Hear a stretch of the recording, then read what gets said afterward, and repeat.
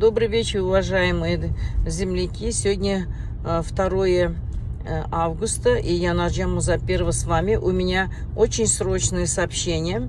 Я не смогла сидеть дома, потому что так как наша активистка Дурсултан Таганова в таком положении, что ее угрожает депортация в страну, я решила выехать сейчас в Нью-Йорк. Я сейчас выехала в пути, и через 7-8 часов я уже буду в Нью-Йорке.